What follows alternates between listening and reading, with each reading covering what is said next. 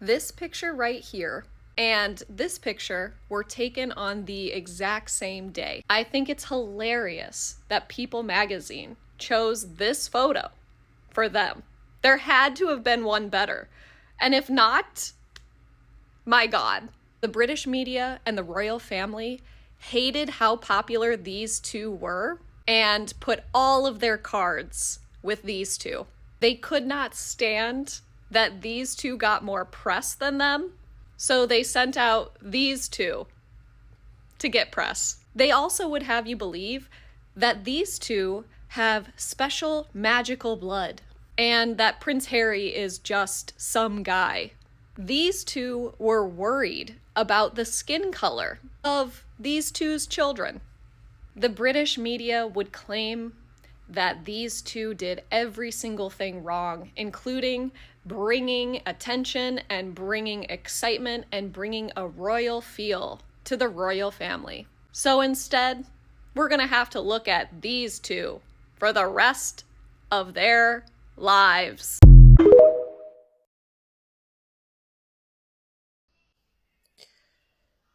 This white man gets on my nerves. So I am supposed to believe that the same man who called his own mother paranoid just a while ago now actually cares about mental health? Because his mother was out here airing it out in that interview, in that infamous interview when she called out the press and the royal family for the abuse she suffered, the threat to her life, and how incredibly scared she was, and for the right reasons. Her own son, William, this man, this thumb on foot, went on to say that she was paranoid. And I'm supposed to believe that he actually now cares about preventing suicide? We're talking about the man who instigated a whole smear campaign against his own little brother and his sister-in-law. But I am now supposed to believe that he's emotional about preventing suicide? We're talking about the same man who encouraged the press to diminish Meghan's experience in the royal family and to actually make fun of Meghan when she went on to express how she herself had dealt with thoughts of self-exiting while she was in the royal family and while she was pregnant. But I'm supposed to believe that this same man cares deeply about preventing suicide. This is some load of bullshit. And not only that, it just dawned on me that it might be a way for the royal family or for William to not only appear better, in the press, but also to, like he usually does with his lame-ass wife, copy Harry and Meghan. Because Harry and Meghan have a whole, organization created solely for the betterment of social media, to create a safer space. And they work with parents who unfortunately lost their kids due to harassment on social media and those things like that. They just won an award 2 days ago. And now all of a sudden, William wants people to hold him as a banner of representation of the prevention of suicide. William, fuck you. The hypocrisy of this man. No disrespect to the stranger and her husband and everything that happened to them, but this guy couldn't be bothered when it was happening in his own family. The hypocrisy is stunning, actually. He's fighting back tears for a stranger's husband when we know from the Oprah interview and from Prince Harry's book, Spare, that they could have given a shit about their own sister-in-law and daughter-in-law when she was going through mental health struggles. Not only did they not give a shit about her, but they even made it worse by briefing to the media about her.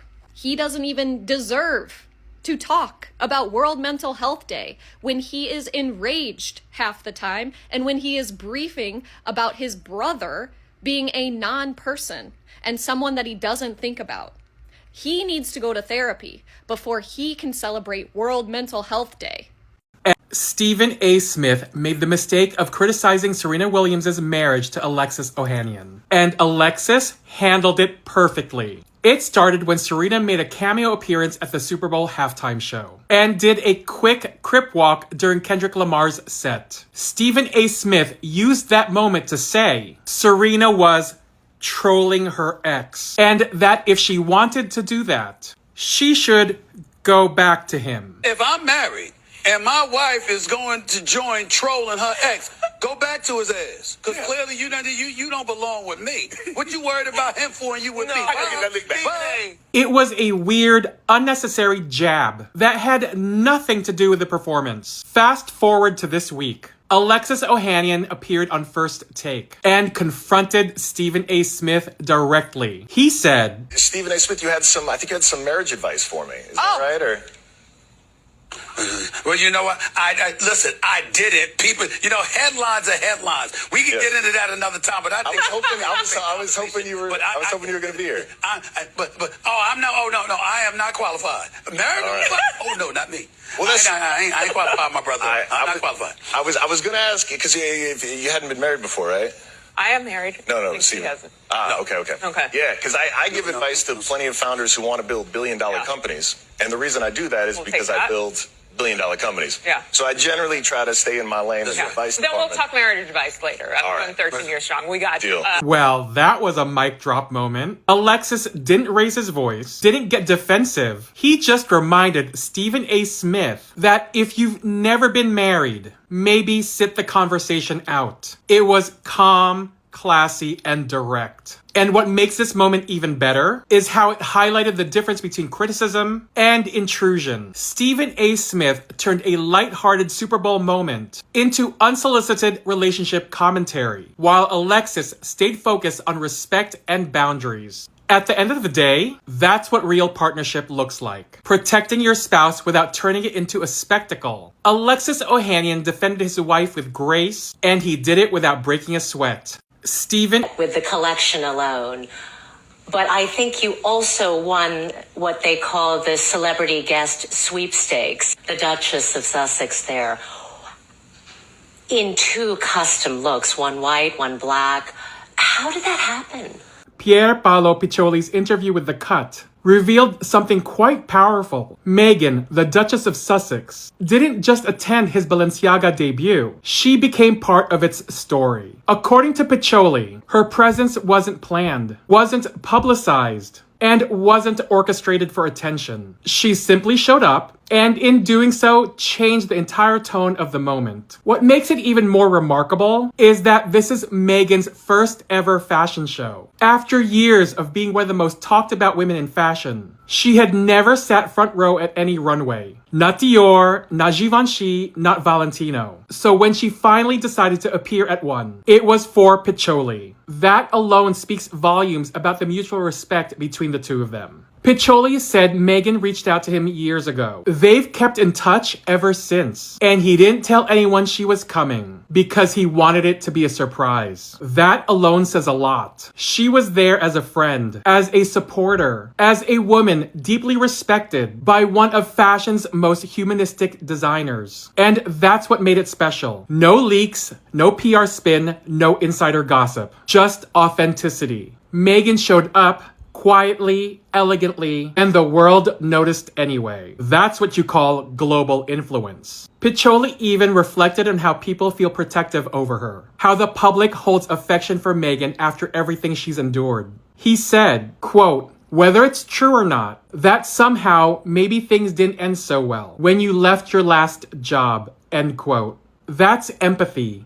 That's humanity. And that's exactly why the connection between the Duchess and Piccioli feels real. 2 people who led with emotion and art, rather than noise and ego. Meghan didn't need to walk the runway to dominate the room. Her first ever fashion show appearance became a global headline, not because she tried to make one, because her presence carried weight. It was about reinvention, respect, and quiet power. This wasn't a celebrity cameo. It was a statement. Meghan, Duchess of Sussex, continues to redefine what influence looks like, showing up once, silently, and making the whole world pause. People gave Prince Harry a lot of crap for saying that his father cut him off. But people forget that Prince Harry, as the spare, was raised to be dependent on his father and then be dependent on the next Prince of Wales, which is his brother, and so forth. He talked about not ever having a checking account or a savings account or having his own credit card. So you expect Prince Harry, who didn't have any control really over his life or his finances while he was a working member of the royal family, to step down from being a working member to now having control over his own finances, paying his own bills, not depending on his brother for resources, and being able to do what he likes regarding humanitarian and philanthropic work? Please.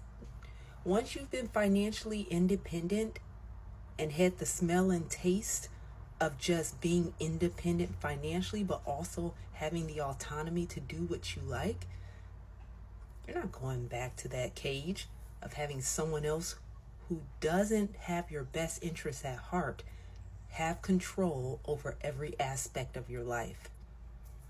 I don't think so. Meghan lovers. I don't know about you, but I'm pretty excited to see their docuseries tomorrow night.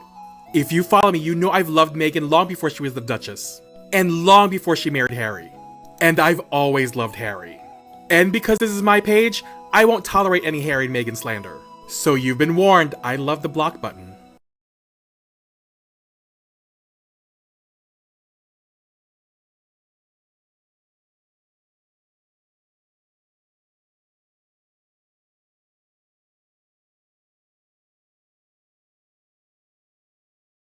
Lovers. I don't know about you, but I'm pretty excited to see their docuseries tomorrow night.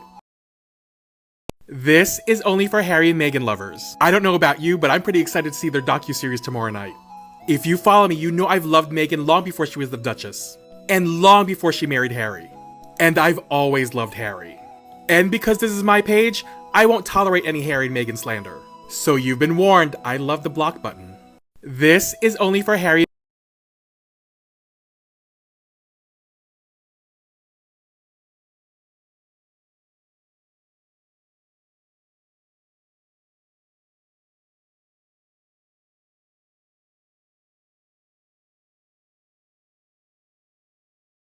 Meghan lovers. I don't know about you, but I'm pretty excited. Why I suspect most. This is only for Harry and Meghan lovers. I don't know about you, but I'm pretty excited to see their docuseries. Happened. Meghan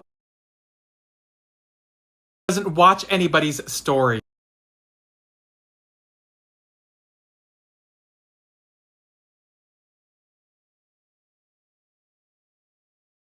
The MEGHAN or the Sussex squad is... People gave Prince Harry a lot of crap for saying that his father cut him off. But people forget that Prince Harry, as the spare, was raised to be dependent on his father and then be dependent on the next Prince of Wales, which is his brother, and so forth. He talked about not ever having a checking account or a savings account or having his own credit card.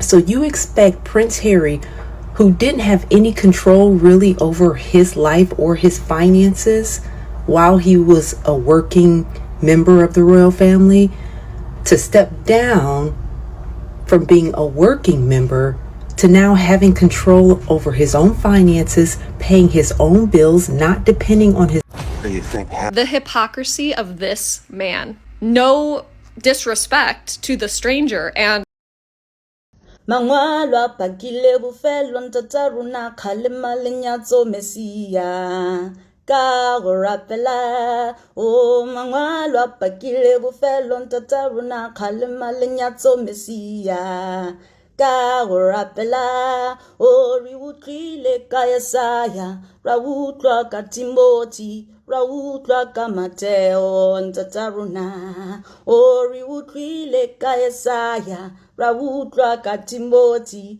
rawutlwa ka Mateo ntataruna kiri mangwalwa pakile bufelo ntataruna kalema lefatsi mesia ka gorapela o mangwalwa pakile bufelo ntataruna kalema lenyatso mesia ka gorapela o rutile ka baruti Rautwa kabarunwa, rautwa kamangwalo ntataruna. Orutile kabaruti, rautwa kabarunwa, rautwa kamangwalo ntataruna. Kiri mangwalo pakile bufelo ntataruna, kalemalinyazo mesiya. Kawarapela. Of course, the thought of anything else happening to him would have again been very damaging to Brand Britain. I would put the Duke as probably one of the most famous and recognisable and well-known people in the world. Again, whether you support him or not, that's the reality for Brand Britain. He's fifth in line to the throne. Do we really want anything to happen to him or his family, wherever they are in the world, but particularly when they're on United Kingdom soil? So it would seem to me that the discretion that could have been used to protect him has been withdrawn. And if you ask me who withdrew it, I can't tell you that for sure because I don't know. But it seems like an odd decision to have made. Do you have any? I appreciate that you don't know and you weren't sitting in the meetings on this in this particular case, but do you have any suspicions? Was the royal household leaning on? So Prince Harry himself has said that he thinks the king, his father, could have pulled rank and made a decision and had enough influence over the committee that he could probably have swayed them either way. And you've somebody, an outsider looking in, when you know that his right-hand man, Sir Clive, is sitting on that committee, it feels like a relatively potentially relevant, likely scenario that Sir Clive could have said, yes, we believe, and my boss believes that his son should have security. But that's obviously not happened in this case. So who's leaning on who here, do you think? Who's influenced this decision? This is pure speculation, so I was a detective of some standing, so I don't like speculating without evidence. So I don't have evidence for it, but the decision makers are all in that committee. So it will be somebody in the committee who decides. I was still a decision maker at the time that his protection was withdrawn. And as far as I'm aware, the commissioner of the day, Cressida Dick, me as the head of counter-terrorism, we were not asked specifically to withdraw his protection, which only leaves the government and the royal household. And the fact is this: if the Metropolitan Police had been asked to protect the Duke of Sussex by either the head of state, whether it was the Queen at the time, or the future king, we would protect that person. There is nothing whatsoever that would have led us to say, no, I'm sorry, sir or ma'am, we're not doing that. Mm. So the reality being is the decision, and so I've been asked many times, you know, if I think the reality is the Duke of Sussex and the head of state, his father, would probably need to come to some arrangement between them, and I think that reconciliation would be the key to this problem. You were in charge of royal protection. How would you characterise the threats that Meghan and Harry received? Well, disgusting and very real. I've talked publicly for many years about the threat of extreme right-wing terrorism in this country. I've often been misquoted as taking my eye off the ball, as though I think that was the biggest threat. I've never called it the biggest threat, but it was the fastest growing. You know, and my wonderful friend and counterpart at MI5 will tell you exactly the same thing, that when I started in CT in 2015... Counterterrorism, it was about 6% of our total workload. Certainly when I left 15, 16 months ago, it was over 20% of our workload. But there were many serious, credible threats against Meghan, were there, emanating from the far right in Absolutely. This country? If you'd seen the stuff that was written and you were receiving it, the kind of rhetoric that's online, if you don't know what I know, you would feel under threat all of the time. So you were convinced that there was a genuine threat to Meghan's life on on more than one occasion, on several occasions? We had teams investigating it. People have been prosecuted for those threats.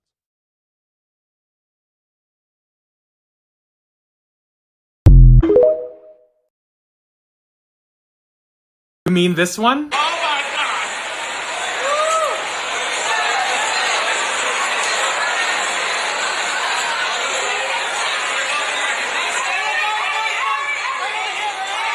You mean this one?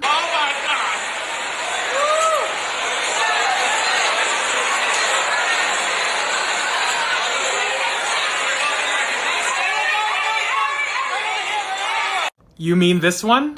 What is it, your boyfriend?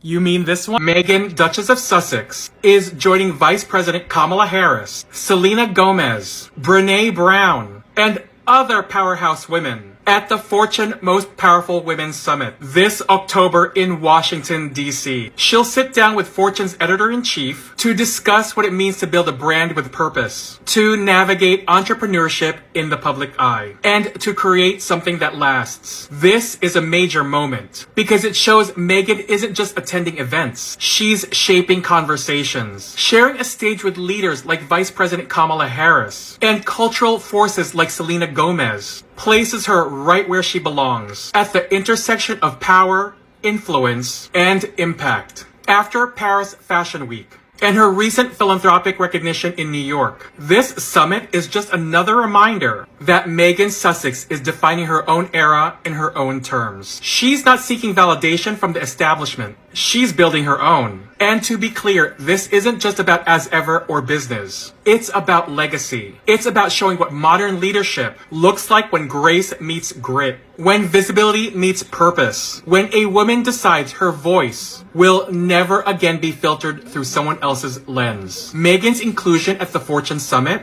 is proof she's part of the global conversation about power. And this time, she's leading it. There's a sort of unknowable. When the Lord prepares a table for you in the presence of your enemies, they start confessing and saying the truth. What I think is however much people criticize her, however much they say that she's irrelevant, however much they want to get rid of her, the whole world is obsessed with this woman. Like, we can't stop looking at her. She is very beautiful. She's very kind of mysterious in a way because we don't really understand her. There's a sort of unknowability to her because she's not really real. Do you know what I mean? And look, we're all talking about her today, and she was on the cover of every single newspaper, every single newsfeed in the world on Sunday in that white outfit. That was Tom Sykes and his wife, Something Sykes, basically confirming to everyone what we've always known. Meghan is not irrelevant. She can never be irrelevant. In fact, the world is literally obsessed with her. She was on the cover of every newspaper, every magazine when she came out at Paris Fashion Week. When the Lord prepares a table for you in presence of your enemies start confessing how beautiful you are. They start confessing the source of their anger, jealousy, and envy. That woman, the wife, says she's unreal, but that's just basically because they've created this persona in their head. They've said all sorts of things about her, and she's none of those things. So it's like, she can't be real. They've called her also names, and every day just proves that, she's just an unproblematic woman living her best life, thriving, surviving, not looking at them or whatever it is they're throwing at her. She's just really just living her life on her terms. The Rangers, if this is irrelevant, then my goodness. Okay, seriously, yeah. Hello my people, Lady Rosie here. How y'all doing? All my new subscribers, you're welcome, and my returning subscribers, you all know I love you guys. The world is crazy, and these people, the lunatics, the Rangers, and all those racists are crazy. White supremacists is crazy. I tell you, these people, they just popped in yesterday to tell us that they believe Her Royal Highness Duchess of Sussex with her husband having issues because they saw them at the humanitarian award, and seeing them at that humanitarian award, that just automatically told them there was trouble in paradise. I don't know why.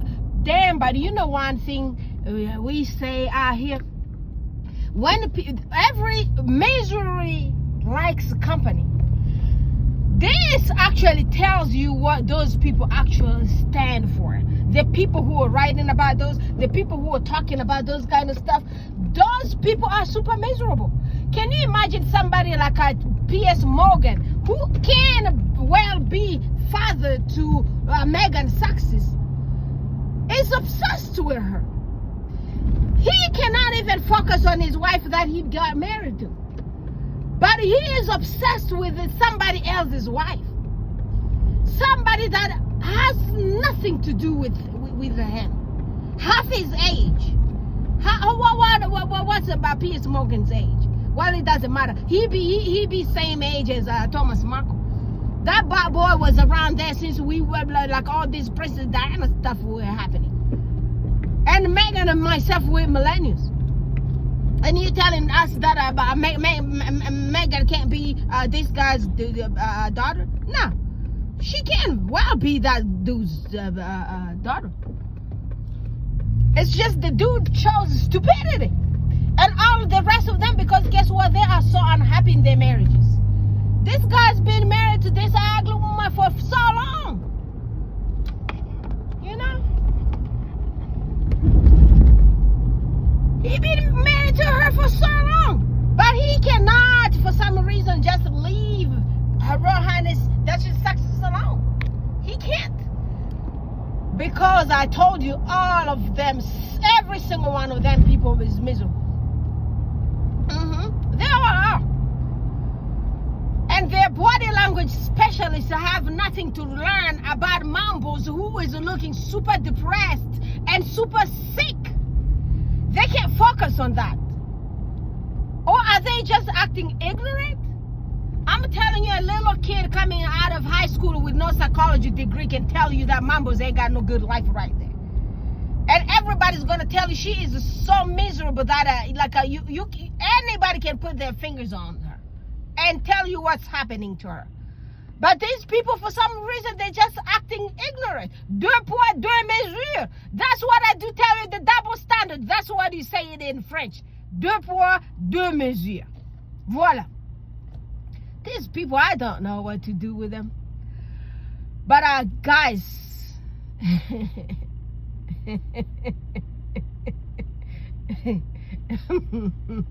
I have seen miserable people. I have seen racists with my own eyes, but I ain't never seen them coming out like that, swinging on any black person in my entire life before. This is all very new to me. Seeing these racists literally taking their gloves off and coming on to a black person like that in my entire life, it's my first time seeing them doing it like that.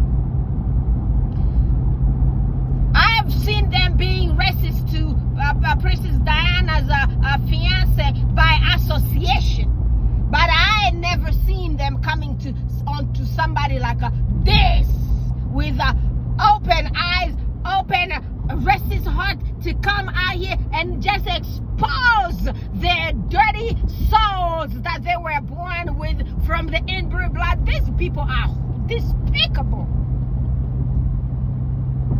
They are horrible. And for some reason, all of their mouths look the same. Oh my goodness. Oh gosh. God help these people. You did not give them like a big circles. They sit around there, their nephews and uncles and what do you call it? And aunties and everything. They just breed each other. That's why they are the way they are. They hate themselves because they know nothing out of family. All they know is families with families and families and families. That's why their blood and DNA is so twisted that they just don't know what to do with themselves. Guys, I'm going to leave this thing right here. I'll talk to you guys again later. I love you so much. Y'all please go follow my brother, the Notorious JTB, and also the Notorious JTB _2.0. That's on TikTok. And the Notorious JTB, that's on here on YouTube. Let's get brother to some significant number as soon as we can. And also do not forget to go to my brother Baron. That's my king. He's a Royal Highness Baron Sussex on the Royal Successes channel. And also go to my Queen Weezy Success. That's Isabella Back's channel. Y'all go subscribe to the Queen's channel and all the rest of them all on Success Squad. I love y'all guys. I'll talk to you